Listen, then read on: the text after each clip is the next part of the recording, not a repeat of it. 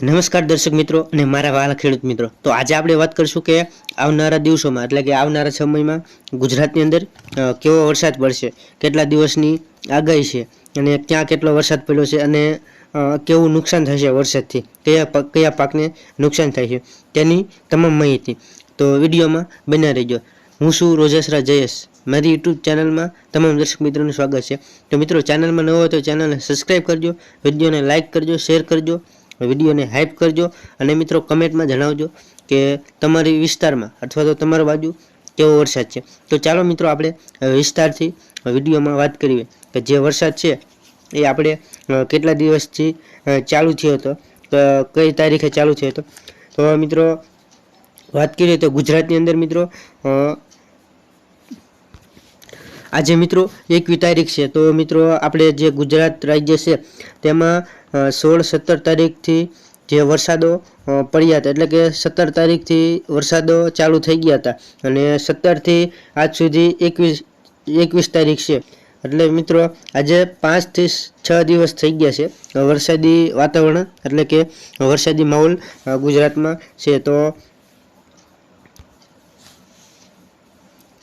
16-17 તારીખથી જે વરસાદ ચાલુ થઈ છે તે છૂટા છવાયા વરસાદ હતા, એટલે કે મિત્રો જે આપણે વરસાદો પડ્યા એ 16 તારીખથી પડ્યા હતા। એમાં દક્ષિણ ગુજરાતમાં અને જે સૌરાષ્ટ્ર એમાં વધારે આગાહી હતી। સૌરાષ્ટ્રના વિસ્તારોમાં અને દક્ષિણ ગુજરાતના વિસ્તારોમાં કોઈ 1 ઇંચથી લઈ અને 3 થી 4 ઇંચ સુધીના વરસાદની આગાહી હતી। અને એમાં વાત કરીએ મિત્રો કે જે સાર્વત્રિક વરસાદ નહોતો પડ્યો, એટલે કે કોઈ જગ્યાએ વરસાદ હોય કોઈ જગ્યાએ ન હોય, એમ કે માનો કે આપણે 2 કિલોમીટરની એરિયામાં વરસાદ હોય તો 5 કિલોમીટરમાં ન હોય, તો એવી રીતે વરસાદો છૂટા છવાયા જેને મંડાણીયા વરસાદ કહી શકાય। તો આવી રીતે જે આપણે 16 તારીખથી જે રાઉન્ડ ચાલુ થયો એમાં આવા વરસાદો જોવા મળ્યા છે। કોઈ જગ્યાએ હશે તો કોઈ જગ્યાએ નહીં હોય, એમ છૂટા છવાયા વરસાદો પડ્યા છે। જ્યાં પડ્યા ત્યાં 1થી લઈ અને 2 ઇંચ સુધી અને 3થી લઈ અને 4 ઇંચ સુધીના વરસાદો જોવા મળ્યા છે। એવી રીતે છેલ્લા 2-3 દિવસ અલગ અલગ વિસ્તારોમાં વરસાદો જોવા મળી રહ્યા છે। આમ જોવા જઈએ તો આ મંડાણીયા વરસાદ હોય છે અને આ રાઉન્ડ સાર્વત્રિક વરસાદ હોતા પણ નથી, એટલે કે જે આપણે ચોમાસાના યાનમાં વરસાદો પડતા હોય છે એ સાર્વત્રિક વરસાદો ન હોય અને મંડાણીયા વરસાદ જેને કહી શકાય। વરસાદી અત્યારે મિત્રો આપણે 4-5 દિવસ સુધી વરસાદી માહોલ ચાલી રહ્યો છે। આવતીકાલે એટલે કે આવતીકાલે 22 તારીખ છે અને આજે 21 તારીખ છે। તો આજે પણ ગુજરાતના દક્ષિણ ગુજરાત અને સૌરાષ્ટ્રના ઘણા બધા વિસ્તારોમાં આજે પણ વરસાદ જોવા મળ્યો અને આવતીકાલે 22 તારીખે પણ ઘણા બધા વિસ્તારોમાં આવતીકાલે રાતના સમયમાં એટલે કે સાંજ સુધીમાં વરસાદો જોવા મળશે। સૌરાષ્ટ્ર અને દક્ષિણ ગુજરાતમાં આજ મુજબની તીવ્રતા રહેશે, એટલે કે જે આપણે વરસાદો પડ્યા છે 20 તારીખ હોય કે 19 તારીખ હોય કે 21 તારીખ હોય એ મુજબ આવતીકાલે સૌરાષ્ટ્ર અને દક્ષિણ ગુજરાતના વિસ્તારમાં જોવા મળશે।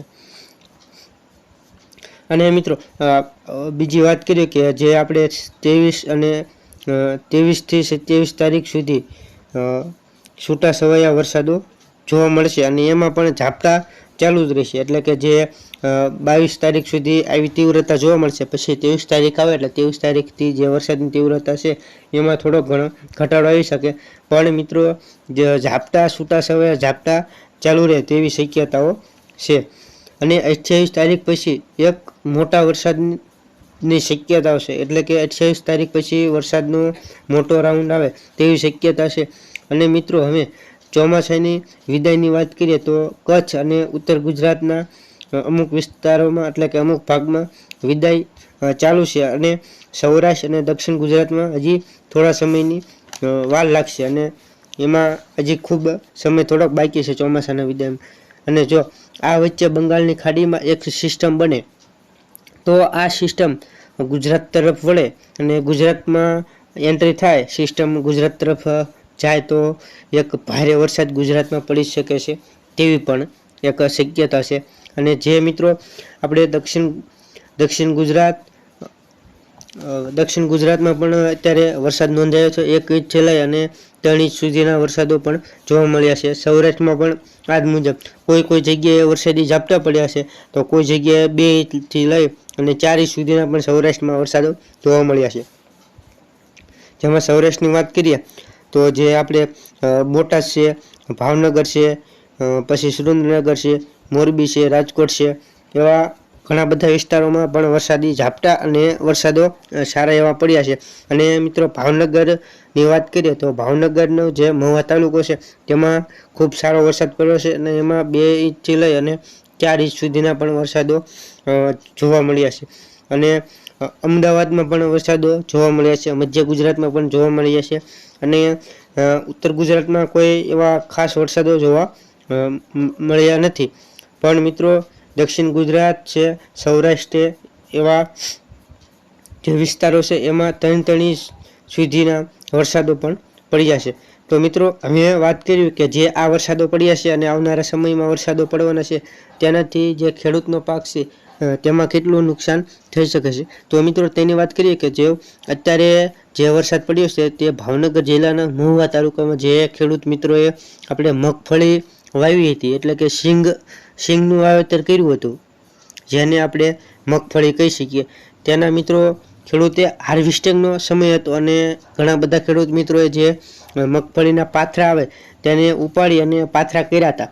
તો મિત્રો આ પાથરા ખેતરમાં અથવા તો જે આપણે વાડી હોય છે એમાં પાથરા પડેલા હતા અને એકદમ વરસાદ પડતા આખો ખેતર પાણીના ભરી ગયા કે 3-4 ઇંચ સુધી વરસાદ પડે એટલે પાણી ક્યાંય ખબર છે કે કંઈ એનો તાત્કાલિક નિકાલ થાય નહીં, પાણી ક્યાંય જાય નહીં અને આખું બધા ખેતર ભરી ગયા છે અને જે મગફળીના પાથરા છે તે પણ તરવા લાગ્યા છે. તો મિત્રો આ તમે જુઓ કે ખેડૂતો અત્યારે કેટલું નુકસાની વેઠી રહ્યા છે.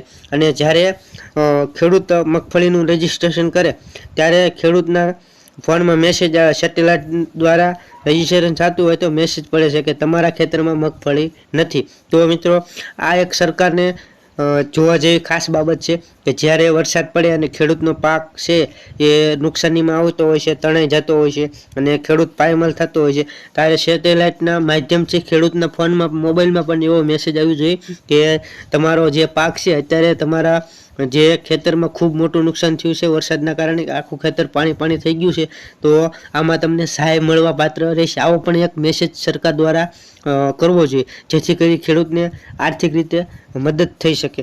અને બીજું કે આપણે જે કપાસનું પણ વાવેતર કરેલું હોય છે તો કપાસના પાકમાં પણ ખેડૂતને અત્યારે વીણી ઉપર કપાસ છે, અમુક ઘણા ખેડૂત મિત્રો વીણી કરવા માંડ્યા છે.